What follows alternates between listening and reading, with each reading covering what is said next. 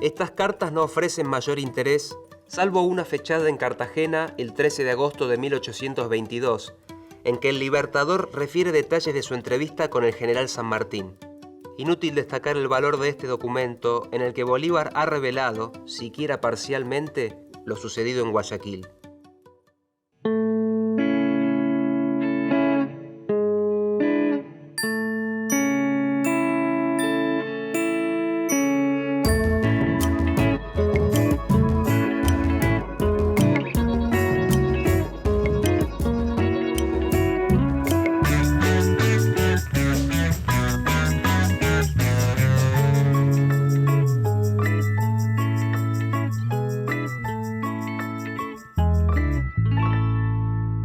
Claves de lectura. Las obras de algunos escritores y escritoras de la literatura argentina para leer y analizar. Historia y ficción. Una narración puede construirse en torno a un acontecimiento que sucedió o que se dice que sucedió. Las historias, con minúscula, incorporan elementos de la historia, con mayúscula, para contar. Un acontecimiento real insertado entre otros que no sucedieron, pero que podrían haberlo hecho. Jorge Luis Borges, Leopoldo Lugones, Héctor Oesterheld, Roberto Arlt, Juan José Saer y Roberto Fontana Rosa hicieron uso de la historia para narrar sus ficciones. Hoy vamos a leer y analizar algunos de sus textos.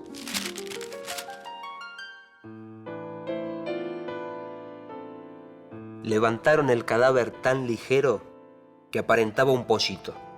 Reclináronlo en un catre bajo el crepúsculo techado por nubarrones de cinabrio espeso, como un suntuoso plafón. Y uno de los montoneros, reverenciándolo, mojó sus dedos en el coágulo de la herida y con ademán sombrío se santiguó por la señal de la patria. Alerta. Leopoldo Lugones. En muchos casos partía de un hecho histórico para contar una ficción. De esta manera conseguía una ficción que tenía a la historia como la que garantizaba la realidad de esos hechos.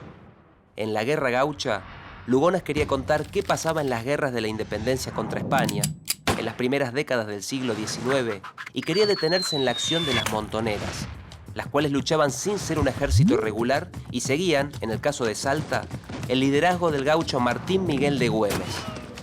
Las montoneras, Güemes y las guerras de la independencia habían sucedido, aunque los personajes de la Guerra Gaucha no son necesariamente reales. Para que mi relato se entienda, tendré que recordar brevemente la curiosa aventura de ciertas cartas de Bolívar que fueron exhumadas del archivo del doctor Avellanos, cuya historia de 50 años de desgobierno, que se creyó perdida en circunstancias que son del dominio público, fue descubierta y publicada en 1939 por su nieto, el doctor Ricardo Avellanos. Guayaquil, Jorge Luis Borges. En sus cuentos nos encontramos no solo con personajes o hechos argentinos reales, sino también con referencias directas a la historia universal. Casi siempre menciona escritores o filósofos y cita sus obras. En otras ocasiones hace alusión a obras literarias sin mencionarlas directamente. Pero a veces las citas no son comprobables. En algunos cuentos, lo que parece una biografía es en verdad una ficción, es decir, una construcción, un invento, que toma la forma de una biografía de un personaje que nunca existió. Por ejemplo, en el libro Historia Universal de la Infamia, presenta la biografía de una pirata china, la viuda Qin. Así confunde lo que es realidad con lo que es ficción. Podemos pensar que cada cuento de Borges parece una pequeña enciclopedia, pero nunca estamos seguros de si su información es verídica. Sí, intervendremos nosotros, los militares. Diremos que, en vista de la poca capacidad del gobierno para defender las instituciones de la patria, el capital y la familia, nos apoderaremos del Estado, proclamando una dictadura transitoria. Todas las dictaduras son transitorias para despertar confianza. Los 7 locos, Roberto Arlt. A veces pareciera que la ficción se adelanta a lo que después será considerado un hecho histórico. Por ejemplo, para muchos lectores, Los 7 locos de Roberto Arlt anticipó lo que sucedió tiempo después, el golpe de Estado a Hipólito Yrigoyen. En algunos tramos se puede leer, en boca del personaje llamado Mayor, argumentos muy parecidos a los de quienes se oponían al gobierno de Yrigoyen y querían desalojarlo ilegal y violentamente del poder. En la primera reedición, aclaró, en una nota del autor, que la fecha de su novela era anterior a la del golpe y que sería irrisorio creer que las manifestaciones del Mayor fueron por el movimiento revolucionario del 6 de septiembre de 1930. La novela no adelantó lo que sucedería. Lo que sí hizo fue hacer resonar temas, preocupaciones y problemas sociales que estaban en boca de todos.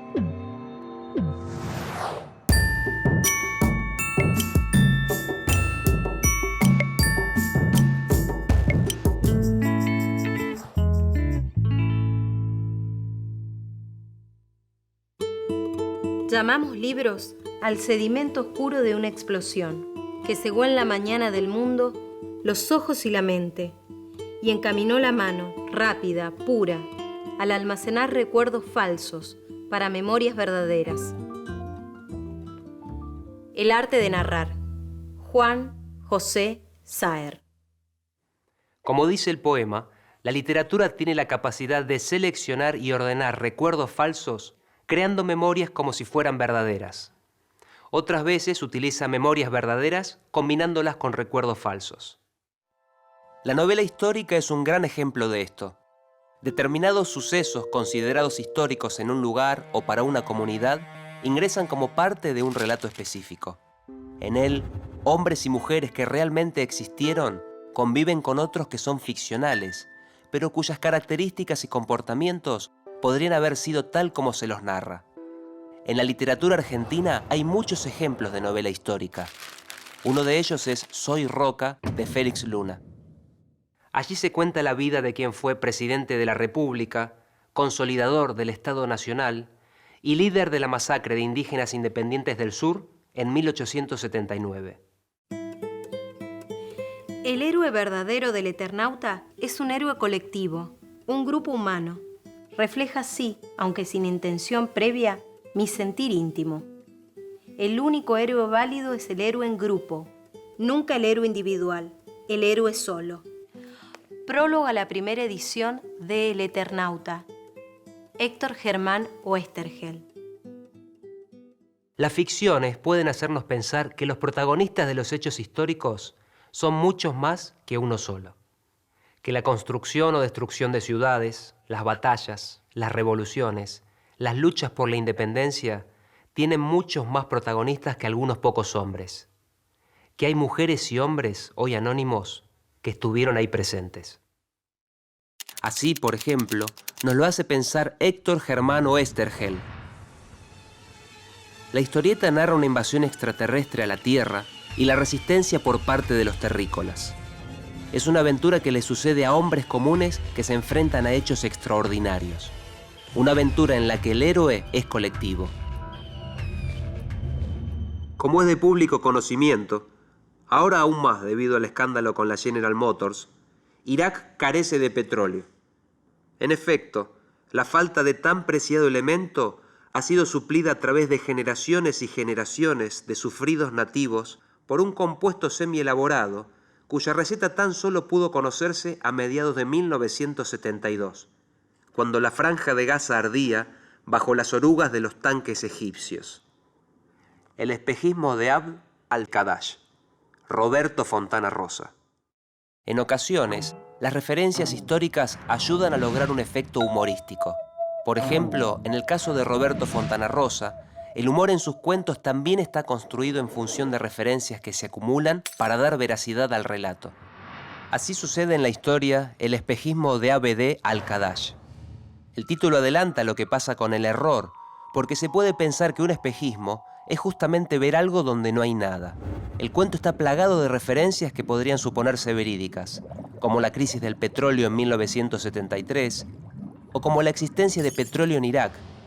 A la vez, hace de esa referencia una cuestión a poner en duda, porque afirma lo contrario.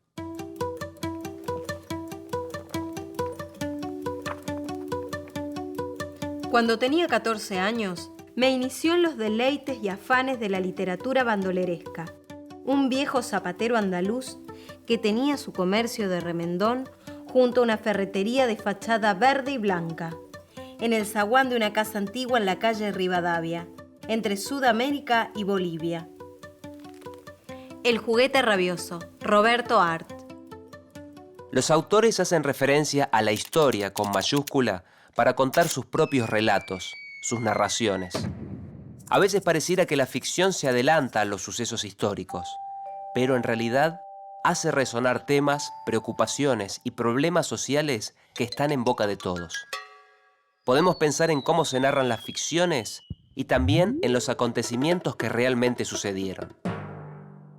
Cómo cambia la historia según cuál sea la selección y ordenamiento de los hechos, según quiénes sean los que la cuentan.